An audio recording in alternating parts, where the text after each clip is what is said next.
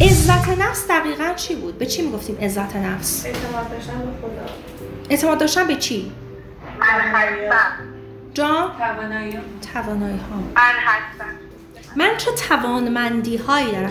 این که میارن اینجا میگن بعد میارن پیش یک مشاور میگن بچه من خیلی عزت نفس داره، این که بچه‌تون لباس خوشگل میپوشه خودش رو بهتر میبینه، این که شما آرایش بهتری میکنید خودتون رو قشنگ‌تر، این اعتماد به نفسه. چقدر توانمندی های خودتون رو باور دارید، چقدر عزت نفس میشه توانمندی های من، چقدر کاری که دارین انجام میدین رو بهش اعتماد دارید، هم آگاهی دارین هم قبولش دارید. درسته؟ شک نداره، میدونه که اگر مثلا من توی فلان شغلی که دارم انجام میدم، فلان کاری که به من سپرده شده، من بهترین رو ارائه میدم، بهترین رو، نه بهترین خودم رو، بهترین رو، مطمئنه که تو کارهاش داره بهترین رو ارائه میده. درسته؟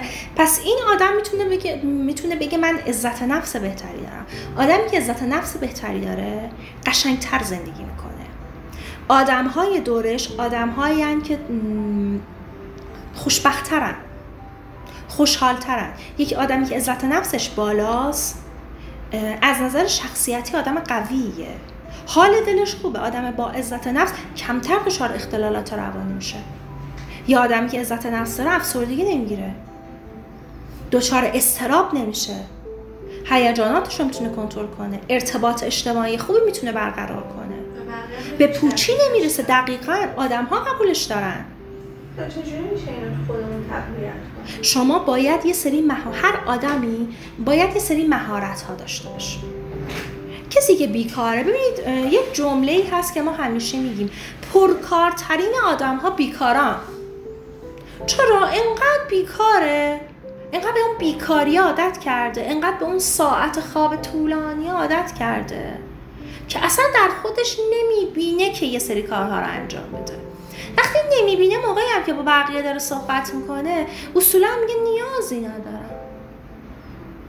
میگه تو دلت نمیخواد یه ماشین خوب بخری، تو دلت نمیخواد لوازم خونت رو عوض کنی، تو دلت نمیخواد مثلا یه دفتر کار داشته باشی، تو دلت نمیخواد یه شغل خوب. نه. چرا نمیخوای؟ چون متوجه شدی که نمیتونی. مگه میشه کسی ارتقا رو دوست نداشته باشه؟ اصلا داریم یه همچین آدمی مگه که بیمار باشه؟ اگر یه همچین آدم هایی داری، بره برای افسردگیش حتما بشه روان پزشک. این آدم افسرده است. این آدم داره به پوچی میرسه. تو هر سنی که باشیم احساس نیاز به ارتقا رو داریم. انسان بی‌نهایت طلبه. دقیقاً ما اومدیم تو این دنیا که روز به روز پیشرفت کنیم. اگه قراره پیشرفت نکنیم که بگیرید بخوابید دیگه. اومد.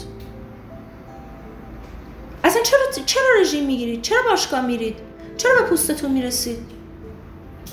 که بهتر باشیم. من نمیگم مثلا برای اجتماع، بعد خودمون وقتی خودمون میریم جلو آینه کیف کنیم دیگه. اگر واقعا شما این احساس نیازها رو نمی‌کنید، بیشک دچار اختلال هستید. خب اگر قرار عزت نفسم رو تقویت کنم، باید کارهایی انجام بدم که بهش افتخار کنم.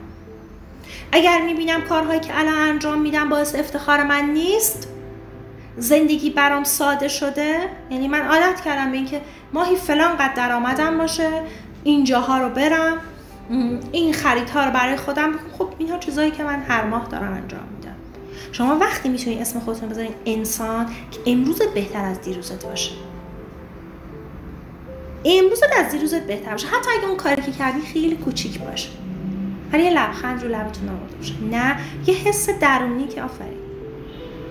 در غیر این صورت شما زندگی نمی‌کنید، شما دارید روزمره ها رو سپری می‌کنید. درسته؟